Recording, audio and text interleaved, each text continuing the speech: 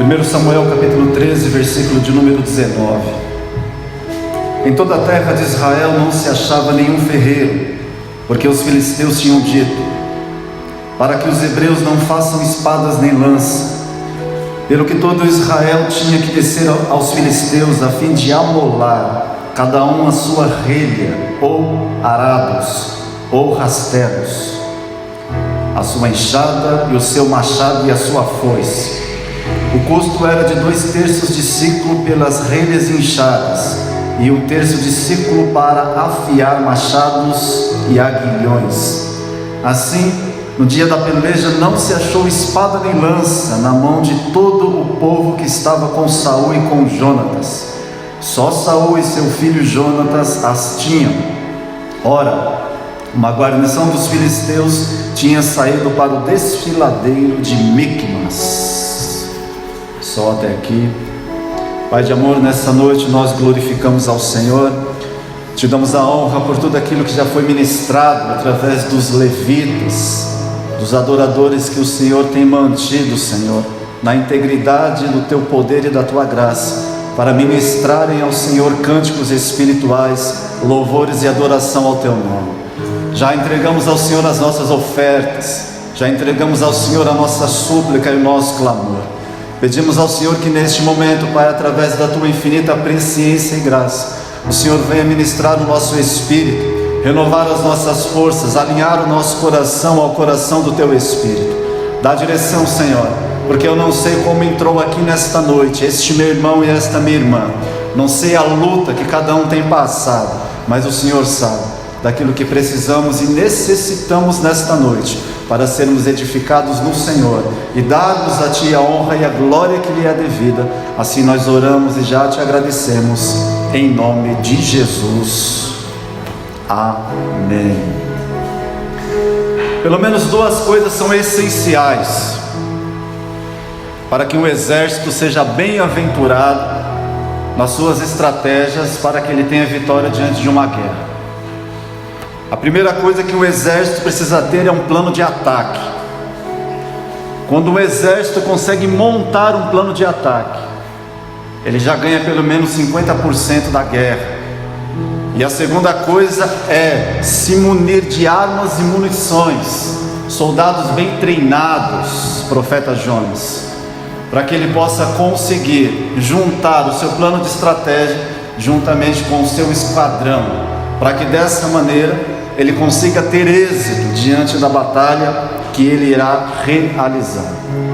Uma coisa também importantíssima diante de um combate, diante de um desafio, é que a gente precisa conhecer o nosso adversário, conhecer o nosso oponente.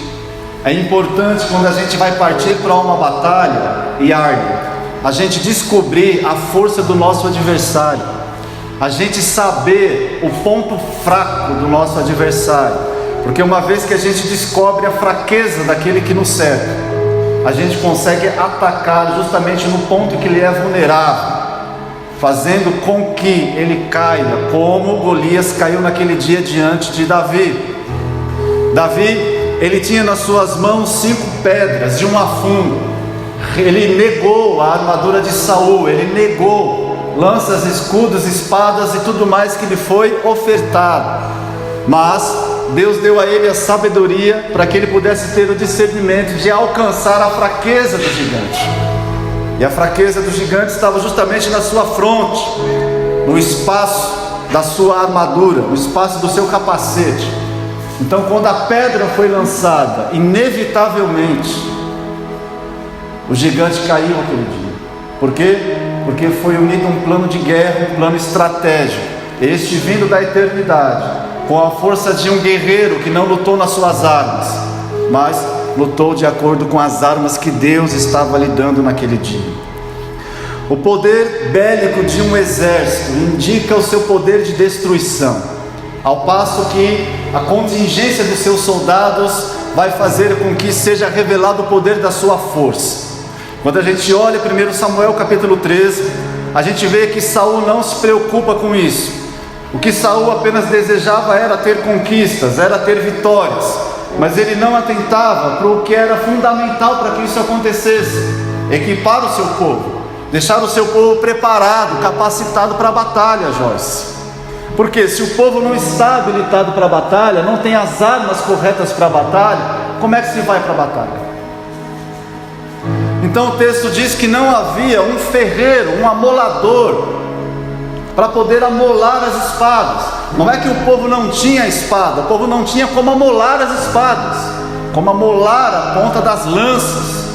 Tinha escudo, mas não tinha um ataque não tinha um instrumento de ataque, só tinha um instrumento de defesa.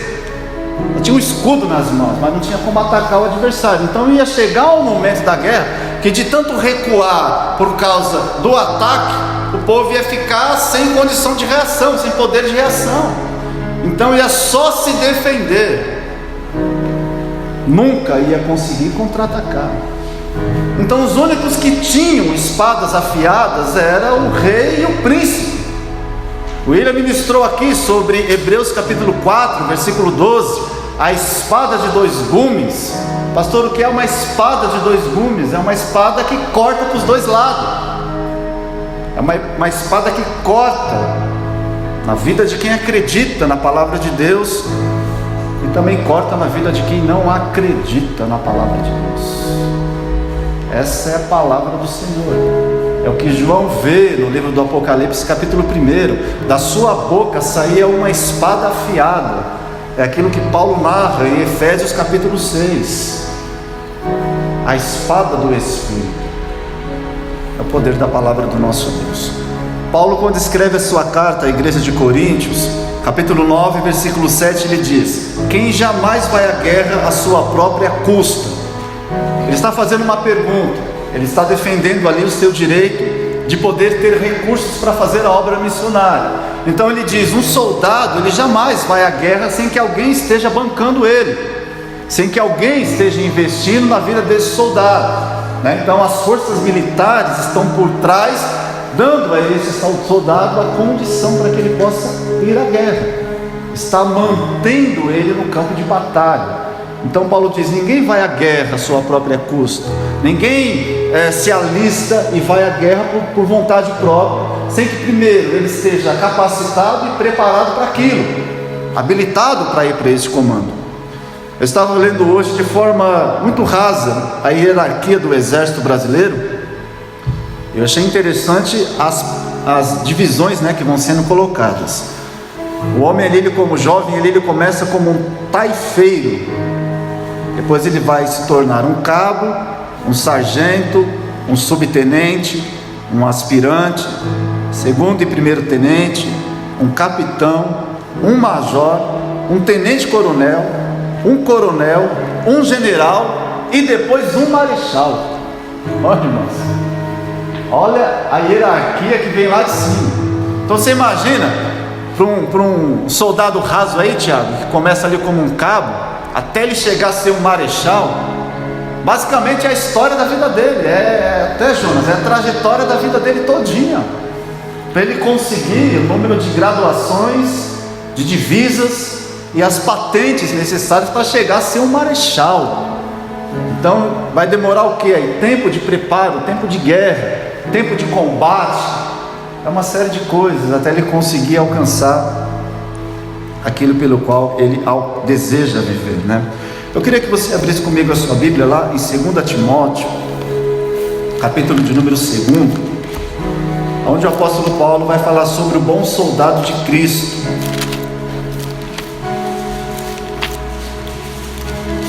2 Timóteo, capítulo de número 2.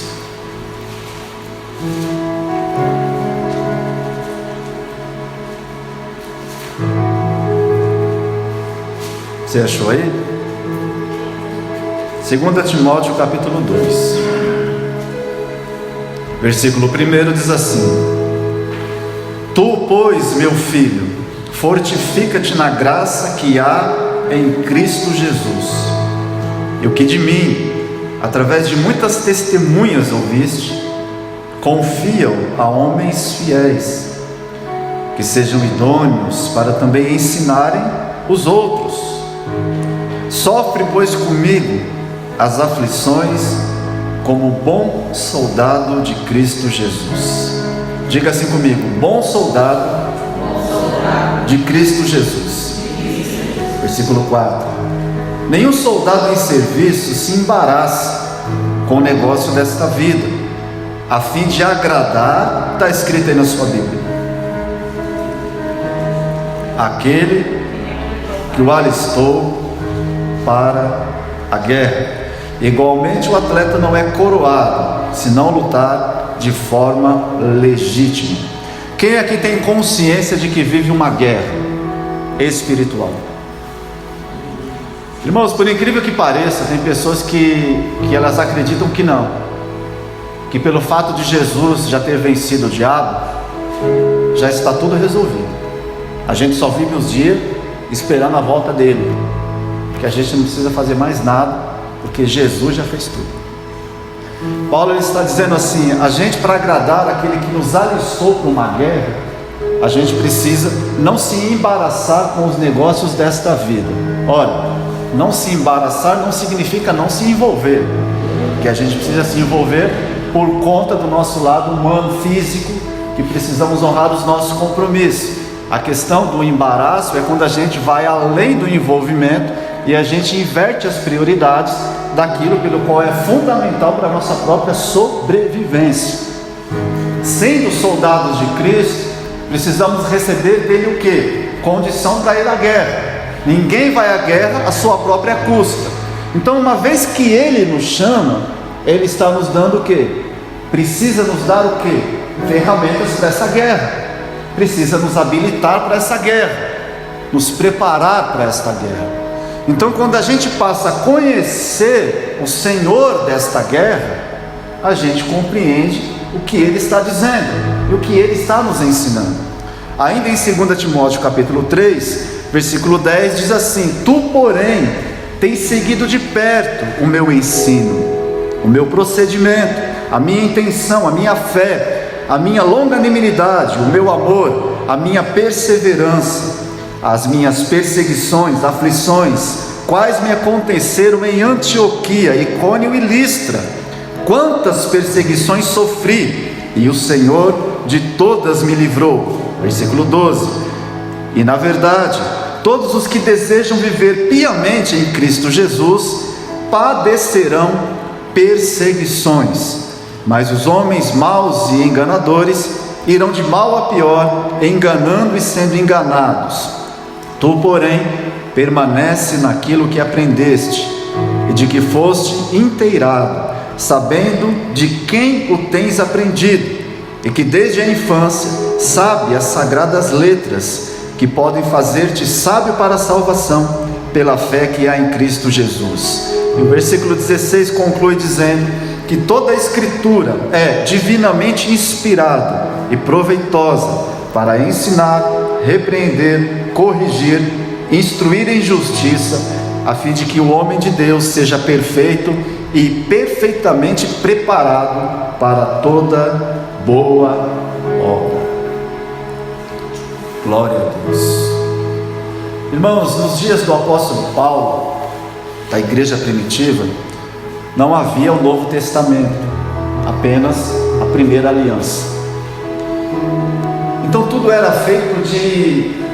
as pregações que eram ministradas, obviamente começavam na primeira aliança, mas quando entrava na graça, quando entrava nos ensinamentos de Jesus, os ensinos, as ministrações eram via oral, né? Não tinha uma Bíblia para acompanhar, para ler, o que nem a gente está lendo aqui nessa noite.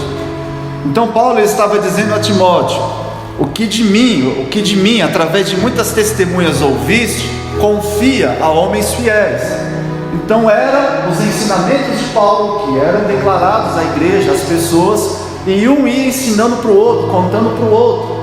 Então Paulo estava dizendo: você ouviu de mim, você recebeu de mim instruções, ensinamentos, né? Toda a Escritura é divinamente inspirada, é proveitosa para o ensino, para a repreensão, para corrigir, para instruir em verdade. Isso é preparação para o exército.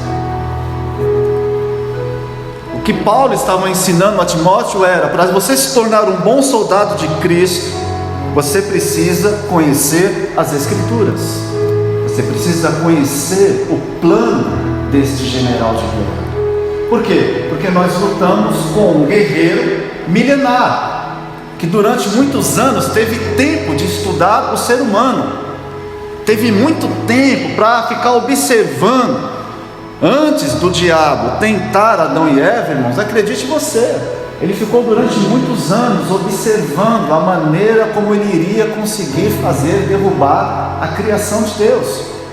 Não foi assim, Deus colocou hoje no jardim, no outro dia ele foi lá e derrubou. Não, porque Adão tinha a sua vida espiritual, a sua visão espiritual aberta. Adão conhecia, ele via os anjos. Adão, ele tinha essa realidade diante dele. Ele não era um ser caído. Caídos somos nós, né? Sem Jesus. Mas ele tinha o seu sentido espiritual comum, fluindo, aceso, vivo. Então o diabo teve que estudar durante muito tempo ele. Por que o diabo se aproximou de Jesus no 40º dia? Porque ele sabia que nos primeiros não ia conseguir, irmãos. Porque nos primeiros Jesus ainda estava com aquela voz viva no seu espírito: Tu és o meu filho amado, em quem eu me comprazo. Lembra? Quando ele foi batizado, que os céus se abriram, que o Espírito desceu e a voz soprou lá da eternidade. Aquilo estava queimando no coração de Jesus. Mas beirando lá para o 38º, 40º dia, a voz já estava distante, por conta da realidade que choca a palavra profética. Então Jesus já estava sensibilizado com aquela fraqueza humana. É onde esse adversário, que é um estrategista, vem no ponto fraco para derrubar a nossa vida. Então por que a gente está aqui nessa noite? Para ouvir de Jesus instruções. Por que a gente vem de culto em culto adorando a Deus? Para receber dele força. Irmãos, se os anjos têm que se apresentar diante de Deus, como se apresentaram naquele dia em que Deus olhou para Satanás e falou assim: viu meu servo Jó? Se os anjos vão se fortalecer em Deus, irmãos, quem dirá nós? Por que as pessoas caem? Porque perdem o quê? Essa conexão com o céu. A espada fica cega. E uma vez que a espada fica cega, a gente não consegue guerrear, irmãos. Se eu venho nessa noite aqui com a espada cega, com a faca cega, ao invés da faca penetrar no nosso espírito e arrancar o mal, eu arrebento com você. Você sai daqui pior do que você entrou. Percebe? Por que a faca tem que estar amolada? Então, se a faca não está amolada, se a espada não está amolada, se a ponta da lança não está amolada, como é que a gente vai corresponder a quem nos alistou para a guerra? Boa intenção é uma coisa, força de vontade é uma coisa, lutar de acordo com o plano da guerra é outra totalmente diferente. Você pode ter vitórias na tua vida, irmão, sem fazer esforço nenhum, só usando a sabedoria que está escrito aqui. Porque em determinados momentos tudo vai depender só dele. Existem coisas que a gente consegue fazer, mas existem coisas, irmãos, que é só Deus. Não é verdade? Tem coisas que a gente amanhã vai lá e resolve. Mas tem coisas que a gente olha e fala: Senhor, se o Senhor não colocar as mãos aqui, já foi. Como é que resolve isso? Se escabelando? Comendo as unhas tudinho? Perdendo o sono? A Bíblia diz que o Senhor dá aos seus amados enquanto o quê? Dorme aqui, dormir aqui, é descanso. Descanso no quê? Na palavra. Quando a gente vai dormir, mas a gente tem a convicção de que Ele está trabalhando, porque está escrito na palavra. Jesus, ele disse: meu Pai trabalha até o dia de hoje, e eu também trabalho. Então Ele está trabalhando incessantemente. Para quê? Para que tudo se cumpra, para que tudo se realize em Cristo. Usei o gancho aí, irmãos. Abre comigo a sua Bíblia aí, Apocalipse capítulo 12. Os irmãos estão olhando tudo desconfiado nessa noite. Apocalipse capítulo 12.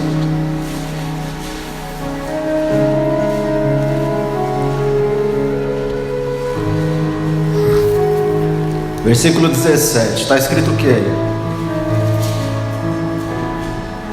Alguém cheio do Espírito Santo, lê para mim.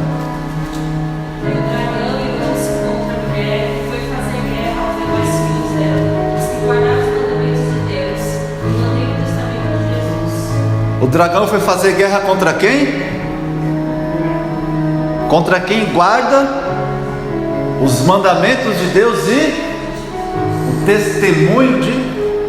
Você guarda o testemunho de Jesus? Você guarda os mandamentos de Deus? Então eu sinto em te dizer que você está em guerra.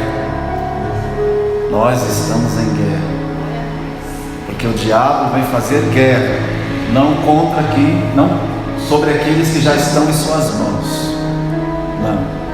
Uma vez que a palavra foi revelada a mim e a você, recebemos o testemunho do Messias, aceitamos o testemunho.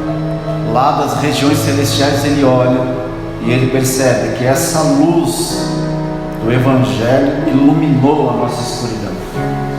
Uma vez que fomos iluminados, recebemos o perdão, a justificação, a regeneração, a salvação e a vida eterna. Então, a partir deste momento, nos tornamos o alvo dele. A trama dele é roubar, matar e destruir tudo que a partir deste momento em que nós aceitamos o testemunho de Jesus, vai ser realizado na nossa vida pela misericórdia e pela graça de Deus. Então ele tem que trabalhar para roubar, para matar e destruir tudo que vem de Deus na nossa vida. E ele vai usar o que para fazer isso?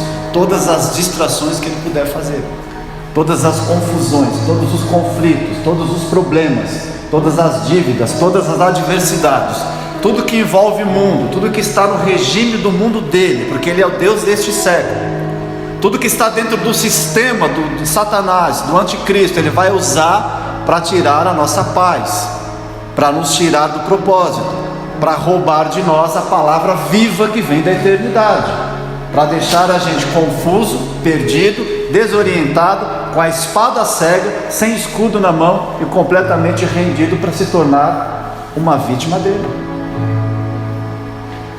Então o que a gente faz a partir deste momento? Ter a consciência de que estamos numa guerra. Segundo, temos um adversário, eu sei quem é. Não são pessoas, nós não lutamos contra pessoas, nós ensinamos as pessoas, admoestamos as pessoas, instruímos as pessoas, corrigimos as pessoas, exortamos as pessoas. Com a nossa opinião? Não, com a palavra de Deus. A palavra de Deus faz isso quando é transmitida. Então quando a palavra é liberada, tudo isso vem ao coração dos humanos. Então a gente entende, estou errando aqui, preciso acertar, estou torto aqui, preciso me endireitar, estou caindo aqui, preciso me alinhar, porque a palavra tem esse poder. Então a gente tem o poder da palavra que faz esta operação em nós,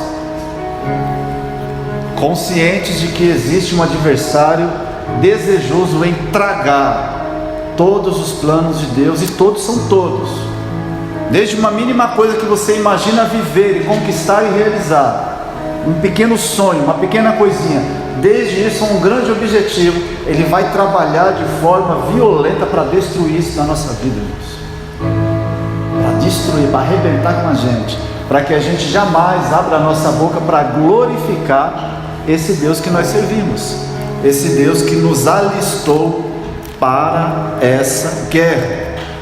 Ainda em 2 aos Coríntios, abre aí comigo a sua Bíblia, 2 aos Coríntios capítulo 4,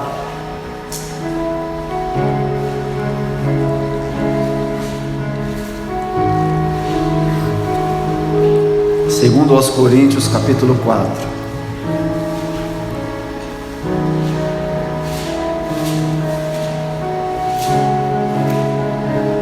Você achou? Versículo 3. Mas se o nosso evangelho ainda está encoberto, para os que se perdem está encoberto, nos quais o Deus deste século cegou os entendimentos dos incrédulos, para que não lhes resplandeça a luz do evangelho, a glória de Cristo, que é a imagem. Ainda em 2 aos Coríntios capítulo 10, versículo 3. Pois embora andando na carne, não militamos segundo a carne. As armas da nossa milícia, ou as armas da nossa guerra, não são Não são da terra, não são carnais, mas sim poderosas em Deus. Para quê? Para a destruição das fortalezas. O que são fortalezas? A fortaleza do diabo, as suas intenções de destruir a nossa vida. Então o que é que destrói as fortalezas do diabo? As armas que são poderosas em Deus. Versículo 5: derrubamos, em algumas traduções, sofismas, outras raciocínios. Pastor, o que é um sofismo? Sofismo é um pensamento concebido com o objetivo de produzir a ilusão da verdade. É uma mentira distorcida, é uma verdade distorcida, é uma mentira bem desenhada. Isso é um sofismo. Então derrubamos sofismas, essas ilusões criadas pela mente. Também toda a altivez, ou soberba, ou arrogância, que se levante contra o conhecimento de Deus. Agora isso aqui é a base para um soldado não perder a guerra. E levamos cativo o quê? Não ouvi. Levando cativo. O que é levar cativo? É se submeter ao quê? Ao conhecimento da palavra de Deus, à obediência de Cristo. 1 Coríntios capítulo 2, verso 16 diz: quem conheceu a mente do Senhor para que o possa instruir? Pois nós temos a mente de Cristo. Como é que a gente tem a mente de Cristo? Quando a gente conhece o pensamento dele. Onde é que está o pensamento dele? Só de evangelho tem 4, para a gente descobrir o que Cristo pensa, o que Cristo deseja para a humanidade, o que ele veio fazer na terra. Então, para eu levar a minha mente, que é distorcida, que é caída, que é tumultuada, que é confusa, a uma mente sarada, a uma mente curada, eu preciso conhecer o pensamento do general que me alistou para a guerra. Então eu vou em um dos 4 evangelhos e começo a estudar o pensamento dele, as estratégias dele, como ele venceu o adversário que agora é meu adversário, porque ele já resolveu o problema dele. Agora quem tem que resolver sou eu, somos nós, através dele.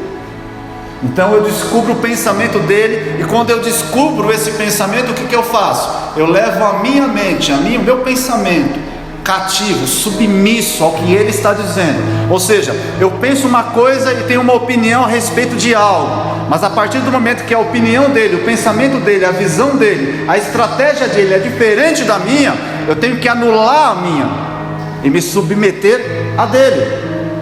Olha, por exemplo, a Bíblia diz que a gente tem que orar e vigiar. Ok, então tem coisas que a gente vai vigiar, aliás, né? Vigiar vem primeiro. A gente vai vigiar e orar para ter vitória. Mas tem coisas na Bíblia que a Bíblia manda a gente fugir. Você já leu isso? Fugir da idolatria, fugir da prostituição, fugir da aparência do mal. Irmãos, se quem escreveu está dizendo que não é para vigiar nem orar, é para fugir, então é para fazer o quê? Fugir. Não, eu sou diferente. Quero ver se o Satanás me derruba nessa aqui. Deixa comigo, joga no peito. Aí eu vou bancar o santo, vou passar 3 dias de oração no monte lá, eu quero ver ele me derrubar. Vai cair? Vai cair, irmãos, porque a Bíblia está mandando fugir, não está mandando você orar. Então a Bíblia fala: fuja disso, fuja disso, fuja disso. O que é isso? É levar a minha mente cativa. Peraí, Deus está falando que isso aqui vai me derrubar se eu não correr. É correr mesmo. Que nem o faraó, o José fez lá com a dona do Potifar, não. É Potifar, né? Ele ajoelhou na hora ali e orou. Eu vou invocar o nome do meu Deus aqui. Você vai ver se o Satanás não faz você correr. Nada, irmãos, ele olhou, missionário, se eu ficar eu estou lascado. Então o que ele fez? Ele fugiu. Então a gente lê a instrução, a gente fala: cara, se está mandando eu fugir, é porque eu vou cair, então eu vou fugir. Não, está mandando eu vigiar e orar, então eu vou vigiar e vou orar. Que armas são essas? Oração, jejum, intercessão, santidade. Por que a gente perde a autoridade? A autoridade só vem com um único jeito: com santidade. Irmãos, você não recebe a autoridade de Cristo de nenhuma maneira. Não é orando, não é jejuando, não é dando a Bíblia. Santidade só vem, a autoridade só vem com santidade. Então como é que eu recebo santidade para lutar contra o demônio? Recebo a autoridade, né? Através da santidade. Então que armas são essas? Oração, jejum, intercessão, santidade, perdão, amor, compaixão, submissão, fé, obediência, esperança, crédito na palavra. Tudo isso são armas espirituais, disponíveis aonde? No reino que a gente vai viver um dia e vive hoje. Então quer dizer, eu estou indo para uma guerra missionária, desprovido de recursos. Se eu estou enfrentando um problema onde eu preciso perdoar, no reino dos céus existe perdão. Jesus ensinou sobre o perdão. Se você não perdoar, você não é perdoado. Então se eu não absorvo isso e levo minha mente cativa a esse pensamento e experimento disso, eu estou desabilitado no mundo espiritual. O diabo certamente vai vir e vai me derrubar. Então existe uma gama de armas espirituais disponíveis a cada um de nós, e que a gente muitas das vezes não usa, né? A gente não está gastando munição errada, está atirando de forma errada, porque a gente não para primeiro para ser instruído acerca daquilo que precisamos fazer, irmãos. Diga assim: eu preciso me concentrar no alvo. Isso. Hoje eu consegui deixar menos pessoas dormindo. Eu fico prestando atenção, irmãos. Tem uns irmãos que eu só dou a paz do Senhor, eles vão já cair assim. Eu fico numa tristeza. Eu sei, irmãos, é difícil mesmo, né? Não é aquele pastor que faz o fogo cair, que faz o fogo descer. Você passa também por isso, pastor? Eu fico olhando assim uns olhinhos assim. Agora de máscara então é infalível, porque só dá para ver o olho. Oi, irmãos. Então usa uma máscara que cobre o rosto todo. Deixa só o nariz do lado de fora. Não se distraia do propósito. Amém? Deixa eu encerrar essa palavra. Abra comigo lá em Gênesis capítulo de número 27.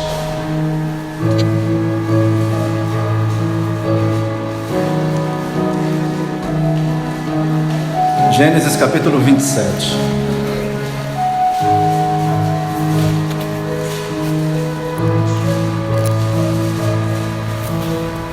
Versículo de número 3. O que está escrito aí na sua Bíblia? Vamos lá, alguém cheio do Espírito Santo aí lê. Gênesis 27, 3. O profeta, lê com autoridade. Hã? Mas você está sussurrando. Faz de conta que você está gritando por socorro. Olha o versículo 3. Toma, pois, a tua e o teu, e sai ao campo, e apanha o que? Uma caça para mim. Onde está a tua recompensa? Eu tinha um amigo meu pastor que ele dizia assim, né? Se você quer ganhar dinheiro, o dinheiro está no mundo, o dinheiro está na rua. Então vai para a rua que você vai ganhar dinheiro. Não é dentro de casa. E não é verdade, irmãos? O dinheiro não está na rua? E ele falava: o dinheiro está na rua, vai para a rua que você ganha. O pai aqui é Isaac. Isaac está aconselhando o filho Esaú. Esaú já é um caçador, e para ele receber a bênção, o pai diz assim: você precisa fazer algo, você precisa arrumar uma caça e fazer um guisado saboroso para mim. Então o que você faz? Pega a tua aljava, enche ela de flecha, pega o teu arco, pega as tuas armas e vai para o campo, porque lá está a caça. Abraão está subindo Moriá com o filho está carregando a lenha nas costas, chega a estar torto assim, ó, de tanto peso que tinha, de tanta lenha. O filho pergunta para o pai: pai, cadê o animalzinho para sacrificar? Filho, Deus vai prover esse animal, Deus vai prover. Vai prover onde? Quando chegar no lugar da caça. Então quando chegou lá, Abraão deve ter olhado para os lados assim e falou: não estou vendo nada, mas Deus vai prover. Não estou vendo saída, mas Deus vai prover. Então ele vai até onde? Até o limite da sua fé. Qual é o limite da sua fé? Amarrar o filho, colocar sobre o altar, pegar o cutelo, tomar distância de 7 passos, vir correndo com tudo, levantar, e quando vir dar pancada, o anjo gritar lá da eternidade: Abraão! Abraão! Ó, 2 vezes, porque uma só ele não ouviu. Tá descendo assim, já ia dar no meio aqui, ó. E para o sacrifício ser aceito, irmãos, o filho não podia ficar agonizando. Tinha que ser na primeira, tinha que matar na primeira. Então você imagina a violência que ele veio com aquele cutelo na mão? Mas ele foi até o limite da sua fé. Depois que o anjo bradou, que ele conseguiu parar, que ele olhou para trás, estava o quê? A provisão. Porque a provisão vem quando nós lutamos de forma legítima. O atleta só é coroado. Tiago aqui é lutador, né, Tiago? Hoje está assim, né? No combate ali, né, Tiago? O atleta só é coroado se lutar segundo as regras. Você já teve condição, por exemplo, assim, de muitas vezes saber que se você desse um determinado golpe, você perderia ponto, mas mataria o adversário, derrubaria o adversário, mas não seria recompensado com aquilo, né? Então assim, você só vence se lutar de acordo com aquilo que foi estabelecido. A regra é essa. Então o pai falou assim: vai lá, filho, pega a aljava, pega o arco, pega as tuas armas, vai para o campo, porque é tempo de você guerrear o bom combate, porque a vitória já está preparada. E eu fecho dizendo no versículo 8: agora pois, filho meu, ouve a minha voz naquilo que eu te ordeno. E o versículo 20: então disse Isaque a seu filho: como é que tão depressa achaste, filho meu? Respondeu ele: o Senhor teu Deus a mandou ao meu encontro. Há uma recompensa de Deus quando nós obedecemos a sua palavra. Então você precisa nessa noite afiar a tua espada, afiar a tua lança, segurar firme a tua aljava, o teu cajado, o teu arco, a tua flecha. Eu não sei qual é a arma que você consegue dominar melhor, mas as armas espirituais não são da terra, são vindas da eternidade, que o Senhor já nos ensinou pelo poder da sua palavra. E com as armas certas, irmãos, é impossível a gente não ter vitória. Amém, igreja? Se coloque em pé, por gentileza, para a gente orar e ir embora para casa.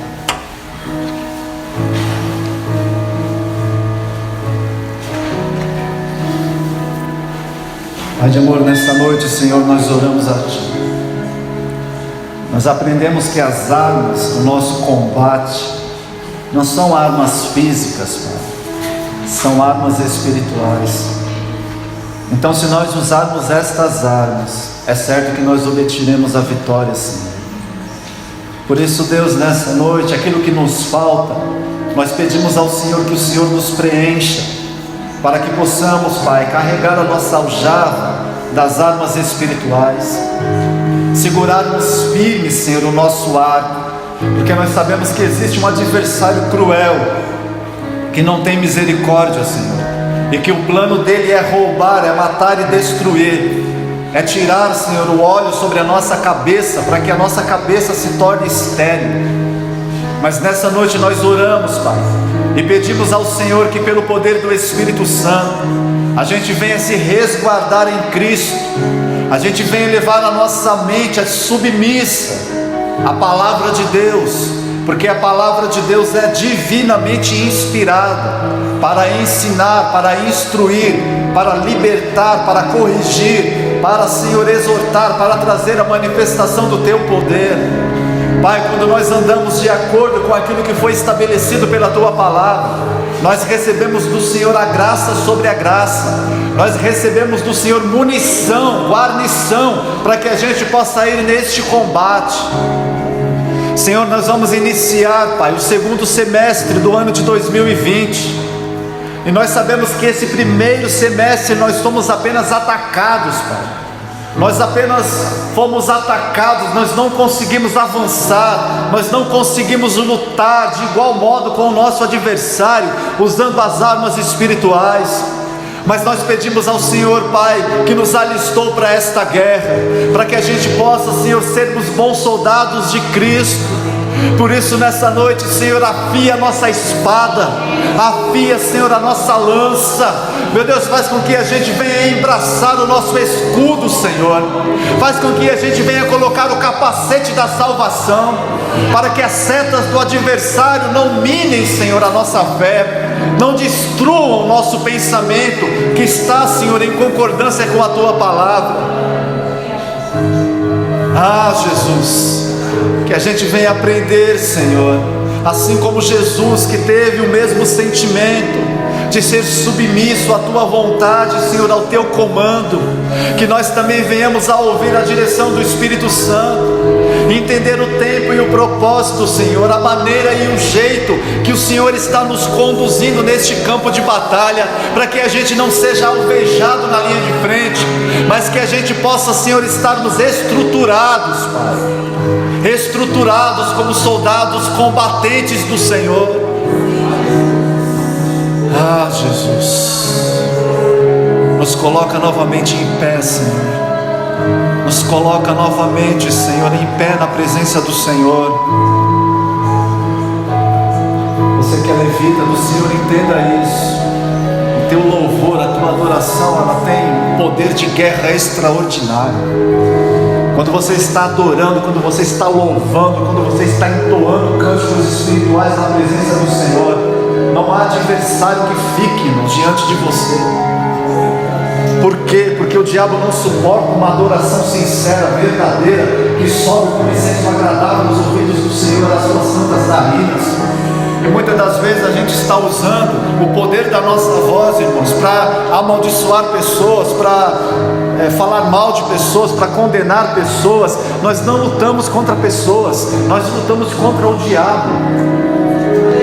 Então use a tua adoração, use o teu louvor, use o teu dom, esta ferramenta espiritual, para destruir os sofismas, as fortalezas, os raciocínios, tudo que se levanta para roubar a tua paz, a tua alegria, te tirar do propósito. Não, mude a sintonia. Eliseu disse aquele dia: traz para mim um arpista. E quando o arpista começou a adorar a Deus, começou a glorificar a Deus, a mão do Senhor veio sobre o profeta. Davi, quando ele estava em Ziclag, ele disse assim: traga um arpista para adorar aqui. Quando ele estava adorando ali na presença do Senhor, quando trouxeram a estola sacerdotal que ele vestiu, ele começou a louvar e adorar a Deus. E o livramento veio naquele dia para Davi. Há um livramento do Senhor, irmãos, disponível no mundo espiritual, mas a gente tem que aprender a lutar com as armas que Deus disse que nós deveríamos usar.